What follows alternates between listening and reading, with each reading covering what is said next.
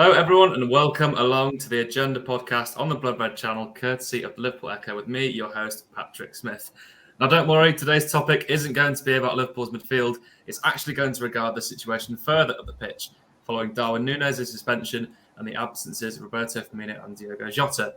Well, joining me to talk through all this is a dynamic duo of Liverpool.com editor Matt Addison. Matt, how's things? Yeah, all good, mate. All good. We were just saying before we came on, it's hard to talk about anything other than the midfield, but very glad to be talking about something slightly different today. Yeah, indeed. We've also got a different guest with us as well. We're joined by football journalist David Lynch. Welcome to the pod, Lynchy. Oh, thank you very much. Are we going for Lynchy then instead of Dave or David? I'll mix it up, mate. Good stuff, fellas. Let's get stuck right in, shall we? Matt, I'll come to you first. Let's open the talking with Darwin Nunez. It's where we have to start, really, is sending off. Have you had any further thoughts in retrospect after a couple of days, or are you still as confused as the rest of us? Yeah, not particularly any more sympathy or anything more to add on it, to be honest. I think it was just a moment of madness that he's got to learn from. I think there's something to be said for a kind of a feistiness and a bit more of a bite about you in terms of sort of being able to stand up for yourself and not allow yourself to be bullied. But there's certain ways of doing that, isn't there? And that certainly was not one of them. And he's going to have to pay the price now. And the one thing we always said going into this season, not least because of the Diogo Jota injury, was that he needed to start fast. He needed to get a goal, needed to sort of settle in fairly quickly. And it's just kind of delayed that process. I think now there's 3 games that he's going to be suspended for. A couple of those home games that you would have fancied, Bournemouth and Newcastle, you could have thought that he would have had a few chances to score in those matches. Obviously, United as well is one that I'm sure he'd be gutted to miss. And even the first match that he's now available for now is the Everton match. And you kind of got a bit of a question mark. Obviously, it depends on who's back, but I'm not quite 100% sure whether I'd throw him straight back in after that. You can imagine James Tarkowski and one or two of the Everton players getting around him and trying to wind him up again. And obviously he's got to learn to deal with that, and he's got to come back into the team at some point. But I wonder whether he might have possibly just sort of taken himself out of consideration if Liverpool have enough options by that point in time to not play him. But yeah, it was frustrating. I think he'll know. We've seen the apology, the tweets that he put out. He obviously regrets it. The main thing now is just that he learns from it and it doesn't happen again. I mean, that's the thing other Prem centre halves be taking notes with the referees seemingly being a little bit more lenient at the start of the season. It's not going to look good for a derby match if he's back in. But Dave, where does this rank among probably one of the worst Anfield debuts? We've got a couple of howlers that spring to mind, but does he take the crown for the worst start as a Liverpool player? I mean, he was unfortunate with that. He had the chance beforehand, didn't he, where he hits the post with a bit of a scuff shot, and I thought he looked, fairly lively. Otherwise, I just think, but the reason you put it up there as one of the worst is because I think it was so unnecessary the sending off. It wasn't, he wasn't diving in for a challenge that he needed to make or anything like that. It just completely allowed Addison to wind him up. And I think what sort of surprised me the most about it is that you always think, and it is a bit of a cliche, about South American centre halves maybe being the kings of the wind up and stuff like that, and to think some really good examples of that. And so I can't imagine it's the first time he's ever faced that sort of treatment, really. And so for him to react to it was just shows really that he's feeling a little bit of the pressure of coming to Liverpool, that big money move. He's maybe that's got to him a little bit. He wants to get off to a great start at Anfield if he can. And so he obviously sort of felt a little bit of that pressure, and that led to, Matt rightly describes as a moment of madness. But so not a great Anfield debut. It's going to set him back a little bit as well. And you just hope that, when he comes back, if he doesn't get thrown straight in, which I agree probably won't, the fact that there's a five substitutes rule, it won't be too long till we see him back on the pitch. I don't think Jurgen Klopp's hands are going to be tied in terms of substitutions, so he can get him back involved if Liverpool are a couple up in a game and wants to just get him back on the pitch as quick as he can. But yeah, it has set him back a little bit and really not ideal at the moment, with obviously Roberto Firmino missing the last game, Diogo Jota being out. Liverpool's attack has really been thinned by that suspension that was completely unnecessary. I mean, yeah, you mentioned there that the attack's run very thin, but we've got the luxury now of being able to rotate and bring subs on, but we might not even be in that position because we've got so few attackers at the moment, Matt, haven't we? I mean, we've got Diogo Jota out for another couple of weeks. Firmino did miss the Palace match through injury, wasn't fit enough for the bench. Obviously, Darwin Nunez out for the next 3 games. So what do you think Klopp's going to do? Let's start with the Manchester United game. We've got 3 attackers out as it stands. who would you start in the front three if he even plays a front three?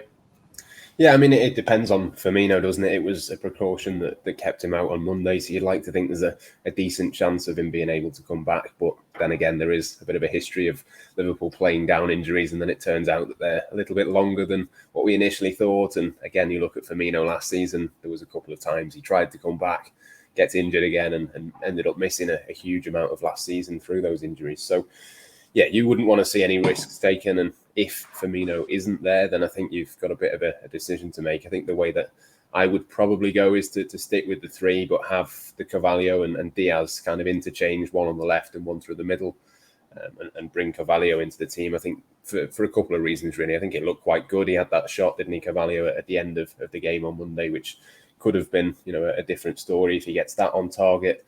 They look decent. Diaz, I think, looked pretty decent through the middle as well. And also it keeps Mohamed Salah in his best position. It then keeps Harvey Elliott as well in his best position in that midfield. I think he's got to stick. I think he was one of the bright sparks really against Palace. So that would be what I'd do. But equally, I can see a scenario where maybe you bring Elliott into the front three, change the midfield around, maybe have Salah through the centre. For me, though, I'd rather keep Salah out on that right-hand side. I just think he's definitely Liverpool's best player at his best. Harvey Elliott was definitely Liverpool's best player on Monday. It kind of makes more sense to me to stick with those two in the positions that they seem to excel in. I mean, Lynch, same question to you. Are you altering the shape at all of formation, or are you going for a similar situation to Matt and attack there?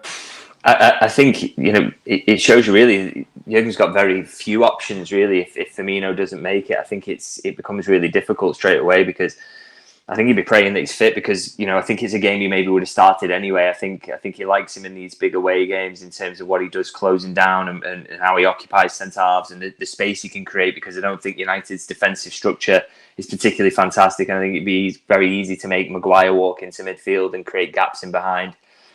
So I think he'd be absolutely praying that Firmino's fit. But then if he's not, I think Carvalho is the obvious one to come in. I don't think beyond that, Liverpool have got an awful lot of options. And as Matt rightly points out, I think Harvey Elliott, you want to keep him in midfield. He was really bright in the last game, I thought. Really good performance. And in terms of picking up those little pockets and making things difficult behind United's midfield, which we know is a weakness for them. I think, you really want Elliott in there, and he doesn't really have that sort of express pace if you're going to put him in the front three. So I think Carvalho has got to be the one that comes in if Firmino doesn't make it. But like I say, I think Jurgen Klopp will be really hopeful that Firmino can make this one. Yeah, it'd be good to see more of Carvalho as well. He's obviously only had 2 10-15-minute cameos so far on the Prem. It's been nice for him to have a little bit more of a run. But Matt, Sadio Mane leaving, obviously it's going to show. He's one of the greatest ever Liverpool attackers, one of the best players in the world. So I just think life after him was going to be tough. But he's effectively been replaced by Darwin Nunez in the first team. But following the departures of Takumi Minamino and to some extent, well, especially actually Divock Origi, it now seems Liverpool don't really have any substitute attacking options, really, do we? Because like Carvalho technically is a number 10 midfielder. We're playing an attack, obviously, but there's no, at the moment, striker or winger on the bench, really, is there? Yeah, they do suddenly look a little bit light, don't they? I mean, it's skewed slightly by the injuries. I don't think you would have expected that Diogo Jota would get a recurrence of that injury that he had earlier in the summer quite so soon. Obviously, if he's there, maybe you're looking at it a little bit differently.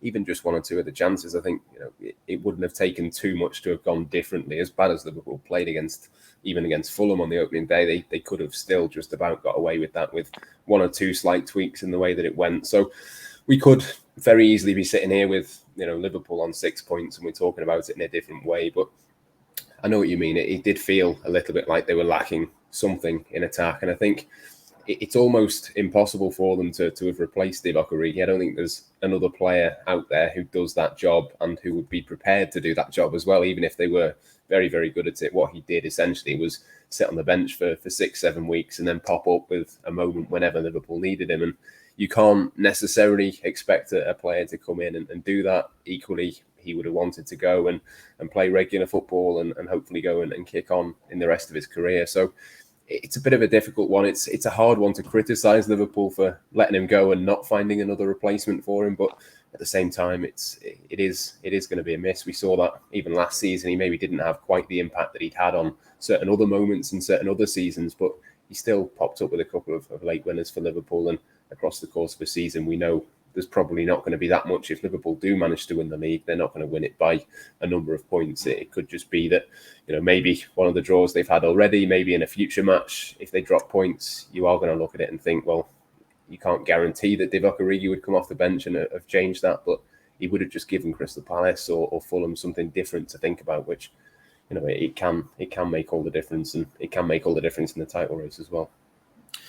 I'm going to bring it back, Dave, to Carvalho and Elliott, because obviously they can both play an attack. They're at the moment the makeshift backup, well, not makeshift, but backup attacking options at this early stage of this season. Where do you see the long-term future of those two players, though? Because for me, I personally think the midfield's but in an offensive capacity. But can you see Carvalho maybe becoming an attacker? Yeah, I think it goes back to something I mentioned earlier in terms of both of them. Pace-wise, I just don't know, if Liverpool are going to stick with this system and those wingers coming in to score the majority of goals. I'm not sure that either is sort of quick enough to have a long-term future in the forward line. I think, Harvey Elliott really is already showing that he's capable of playing in midfield now, and he's ready for that responsibility as well. So I don't think, I think Jurgen Klopp would be reluctant to sort of move him out of there, not least because as well his natural position, if he was to be part of the front three, would be on Salah's side, and he's consistent. Touch wood, is consistently fit. So I think Elliott we will see from now on in midfield is the way I see it. With Carvalho, I think because he's new to the club and he hasn't really been involved in a lot of training with these new players in this new system, I think the forward line is where they see him being just initially. Long term again, they'll probably drop him back into that. The two number 8s and him and Elliott on either side is maybe what they see in the long term future. But I think at the moment and for the foreseeable, will see him in the forward line, and that it's good to have that option at least because as we say, the options have been thinned by the injuries that Liverpool have got at the moment. But yeah, I think long term both are probably looking at being in the attacking midfield position. I think that the conversation is almost, it doesn't have to be about are they going to be a midfielder or are they going to be a forward. You look at Manchester City, you look at Phil Foden, all of the players like that. It doesn't necessarily have to be that they see one role for him moving forwards. I think obviously we see Kevin De Bruyne playing further forward at times, but generally as a midfielder. Maybe if you're at that level and you're the first name on the team sheet, maybe that's the case. But I even think that with someone like Curtis Jones, I mean, I've been surprised at how much they've been insistent that he is absolutely a midfielder and not a player who can play a little bit further forwards. I think sometimes it doesn't have to be he is a number 8 and that's where he's going to play now. It can just be a case of if there's a spot for Carvalho to play further forwards, then he can do that. If we need him in midfield, he can do that. I think that there should be, it's almost more beneficial for them to be a little bit more flexible with that rather than, if Carvalho has to be a left winger, for example, he's not going to get that many minutes because Luis Diaz is 25 and is going to have that role for the time being. So I think that fluidity helps Liverpool, but it probably helps the players involved as well. I do. Sorry, just to come in on that. I do wonder though whether it's a slightly different case for Liverpool though, just because of the way they play football in comparison to City. I think it's maybe with City. I think that's a really good point actually. That you can look at that front three and the way that it's made up, and a lot of the time, and particularly last season when they were playing with false nine, a lot of recent seasons really. More before Haaland came in, is that you could name, Foden, Silva, any of that amount of players that could possibly have played on the wing, but could also drop back into midfield. De Bruyne could probably do the same on the right hand side, or even the left, I suppose. Whereas I just don't know whether Liverpool, the way this team and this squad has been built, have that flexibility in terms of the way they play. I think if you lose pace on the right or left, you lose a lot from this system. And I think it's one of the really difficult things about replacing Roberto Firmino really is that he's so built perfectly for this system to play that false nine role. And this switch to Darwin Nunez playing there in the long term, I think that's going to be sort of a tricky transition for Liverpool and make things a little bit more difficult for them in attack. Maybe in fact that slight transition and the fact that things are changing now is why we've seen it not be quite so perfect at the start of the season, because it's different personnel in there and things are changing slightly. So I'm not sure. I think it's difficult if you put Carvalho in on that left hand side consistently and not just making substitute appearances. I think that shortfall in terms of pace might start to show up, and in terms of can he get the goals of a level of a Salah or a Mane? It's a difficult one for Liverpool, and I think it's why they might look an attacker short this season, really, especially compared to last season, which is possibly the best squad they've ever had, I would argue. I mean, yeah, that's such an important point to remember. You know, last year's squad is an absolute joke when you look at it on paper, to be honest. We also touched on my next question there to Matt regarding Roberto Firmino, because obviously his contract is at the end of this season. His future's still undecided. Now, is there a case, Matt, for maybe selling Firmino now and taking some cash, similar to the Sadio Mane situation, and bringing someone else in? Or do you think they really need to knuckle him down to a new contract if he wants to? No, I don't think there's any chance he leaves at this point. I think there was probably an argument for that at the start of the summer, but then Liverpool would have argued, well, they've already got enough to do if they're letting Sadio Mane go, and we're already starting to talk about maybe the transition into Luis Diaz maybe hasn't clicked straight away, not into Diaz, into Darwin Nunez. Sorry, hasn't quite clicked straight away with Diaz and Salah either side, looking a little bit isolated and all of that kind of thing. I think I can see why they wanted to do one this summer, possibly one next summer, but then maybe I would have done another attacker this summer to give them 12 months to get used to it, similar to how Diaz really came in with those 6 months to get used to it, and then you bring him into it. Possibly they could have done a little bit more with the forward thinking in terms of the forward line, but I don't know.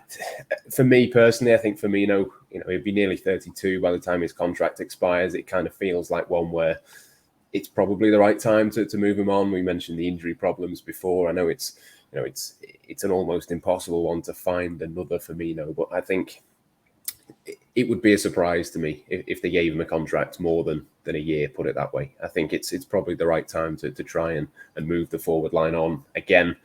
But like I say, I can understand why they've not done it this summer. But yeah, at this stage, are they going to let him go? Absolutely not. I think you'd absolutely have to go and get someone who's a real star. I think you're going to have to go and spend at least 50, 60 million on a replacement to come in and do a similar sort of thing as what he can do and just be another body, really. We're already talking about them being a little bit light in that area.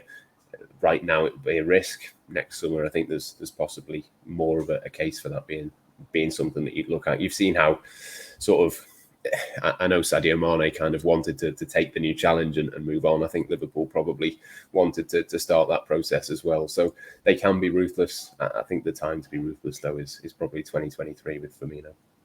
I mean, Lynch, you mentioned the difficulty of replacing Firmino, but let alone replacing him in the starting 11 and playing without him. It's such a different ballgame with Nunez. A little cliche there. Are you similarly along with Matt? Would you let him go, or do you think he needs to stay? Yeah, I think I agree with Matt in terms of it's too late now to sort of begin the search for a replacement or someone who Liverpool to move for a new attacker, and I think that the next person they get in will be someone for the long term, so it will be someone who's expensive, to be honest. I'm not sure that's something Liverpool will want to do at the moment, but it is a difficult transition that Liverpool are overseeing at the moment. They've been so used to that system of winger, false nine winger.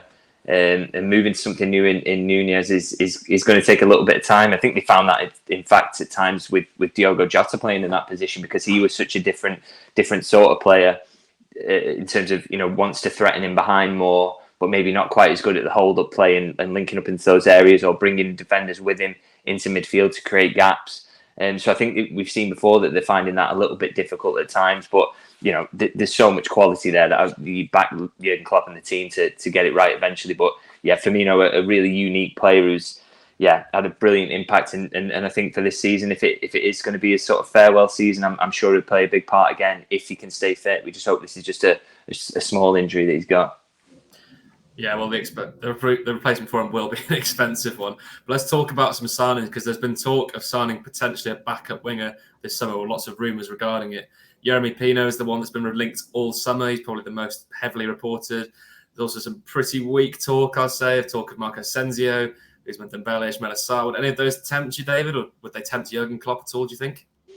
I know they really liked Sarr, for example. I think it's funny to see that he's sort of being linked with Palace now as well. I think it'd be a really good signing for them if they could get that over the line. A player who sort of maybe fell off the peak of the point where he was, where Liverpool were really sort of intently looking at him, and maybe not sort of his goal return hasn't quite lived up to what they expected, but a really talented player. And I think, you can see for all the reasons that the things we've spoke about on this podcast so far, why Liverpool are being linked with wingers, because they do look a little light up top at the moment. But I think, I think for this season, Liverpool would probably be happy with what they've got in terms of, just get Jota back from injury, get Nunez back from his suspension, hopefully Firmino, nothing too serious, and he'll say that they've probably got enough, and we will, as we've mentioned earlier, see a little bit of Carvalho on that left-hand side as well. So, Yeah, I don't expect Liverpool to go into the market for anything else. I think they've been pretty consistent about that since the start of the summer that the business was done. But yeah, it's interesting that those wingers are getting thrown out there, because I think it says a little bit about where the squad's at the moment in terms of where the injuries are. I can see a little bit of the Yeremy Pino stuff. I think that makes sense. He's a young player. He's obviously already played, I think, 4 or 5 times for Spain. He's obviously one that I'm sure they'll be aware of and will know. But I don't think it necessarily has to be a pure sort of out-and-out winger that they would look at. I would expect, to be honest, it would be more likely it could be someone that can play a variety of those roles. I think if you look at what you would expect the first choice front three to be when everyone's fit and not suspended would be Nunez through the middle and Diaz and Salah either side. You've got Diogo Jota to put into that mix as well. It does strike me as one where you could have another Jota type player to be that backup and try and force their way in, but also be able to play across left and right, which I think is important, but also a little bit through the centre as well. So we mentioned before, it's not going to be a kind of Roberto Firmino like for like type player, but if it was someone who could maybe do a bit of that, but also a bit of the wide stuff and had a little bit of pace as well, that probably would be the ideal scenario. But obviously trying to find that is pretty hard. I mean, I suppose, Matt, Yeremy's got that kind of inside forward / winger hybrid skill set within him, hasn't he? Would he be an ideal replacement, do you think, in that scenario? Yeah, I mean, possibly. Like I say, it makes a little bit of sense. I think it would be a risk at this point. I know he's obviously been a Spanish international now for a few months. He's scored, I think, 1 in 4 for them. He's done a couple of decent bits within his career, but even last season, you look at Villarreal, he played quite a few times. His number of appearances is quite high, but the vast majority of those are coming off the bench. He's not one that's really broken into their team at that moment in time. So obviously that could change this season. He could completely explode and become, a real talent, and suddenly his price tag could absolutely shoot up. But at this moment in time, if you're not really a regular for Villarreal, I don't think you're really going to be quite at the level just yet. Obviously there's a high ceiling there, and Liverpool would be far more best positioned to say how high that ceiling is than I am. But I'm sure he's one that they would take a look at and consider among a number of other options as well of a similar age. I just wonder whether at this moment in time, I think he's still only 19, it maybe doesn't quite make sense just yet, but possibly it doesn't make sense for Liverpool this summer either. So maybe the timing could align in terms of if 1 or 2 of these players that are being linked have big seasons this season, maybe next season would be one. Just to throw another name out there, he's not particularly been linked, but Pedro Neto, I absolutely love him. I think he'd be perfect. Hope he does bits me in FPL this weekend. He needs to step it up for me. I mean, it's becoming, it's not necessary that Liverpool sign an attacker. It's looking increasingly unlikely. But you're a bit of an academy expert yourself. Are there any bright prospects coming through that could get a shot at the place on Liverpool's bench? Well, I think Kate Gordon would have been in with a pretty decent chance of being on the bench for both of the first 2 games if he hadn't been a little bit injured and a little bit unlucky again. He seems to have had a few injuries at a few different unfortunate times in his Liverpool career so far. So hopefully those can kind of clear up. I don't know, whether there's a similarity there. Curtis Jones has had a few of those as well, hasn't he? Maybe it's just one of those things that you get with young players where they get a few of those knocks. But I think there's certainly, a huge future ahead of him, and hopefully he can sort of find that consistency. And I suppose the other one as well, I was excited to see what Bobby Clark did during the summer. Again, excited to see kind of what position he ends up in. He sort of similar to Fabio Carvalho, really, in that you'd kind of put him down as a 10, but could convert him into an 8, could convert him into a winger. Probably, again, doesn't quite have that pace that you'd like to see in wide areas, but certainly at youth level at least has got that kind of tendency to find the back of the net. So those are kind of the 2 that I'd be looking at the moment in terms of stepping up. But yeah, it's still a little bit of a way off. I think Bobby's only just turned 17, I think. So he's still very, very young. Was obviously on the bench for Palace, and 1 or 2 other players in there as well that are very young. But it's just a little bit too soon. I think you'd want that little bit of extra depth before you start turning to those players at this moment in time.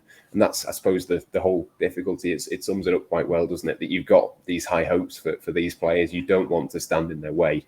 But at the same time, you kind of need an option maybe for 1 or 2 years just until they're ready, just to fill that gap, to make sure that Liverpool are at 100% now, but they're not doing that at the cost of stopping those players in future. It'd be nice to see Kate Gordon fit in particular, I think, because I think there's opportunities for him there this season. We spoke about maybe not wanting to move Harvey Elliott into the front 3. even though he's that left footer that could maybe come in off the right hand side like Salah, because he's so good in midfield and want to keep him there. So, late in games, 5 subs. If Salah needs a rest because he's going to play a lot of football again, as he always does, maybe Kay Gordon has a few opportunities for him, but he has to be fit to take them. We do know Jurgen Klopp, likes him a lot, rates him very highly, and I thought he was really impressive playing off that side in the Arsenal League Cup game, wasn't it, away from home. It looked really bright, pretty unfortunate not to score. So, yeah, hopefully he can get fit as soon as possible and just pick up a few minutes late in games and try and start making an impact on the first team, because Jurgen Klopp, he's not bothered what age you are. He's happy to throw these players in, and if you can impress in those little cameos, then maybe that'll lead to more, especially in cup games. Yeah, we would have seen that a lot more last season, wouldn't we? After that Arsenal game, he got the injury and could have even had 1 or 2 Premier League appearances. You think of, it's Harvey Blair, wasn't it, that played? Was that Preston earlier in the season? Again, that was when Kay Gordon was injured. That would have been absolutely nailed on. It would have been Kay well ahead of him in the pecking order. So, yeah, fingers crossed he can stay fit, and there will be opportunities. If not in the cups, then certainly off the bench at certain times as well. So yeah, he's definitely the one at this moment in time that's ready to take that next step. Maybe even young Ben Doak as well, brought in from Celtic. He's looking pretty decent in the academy so far, isn't he?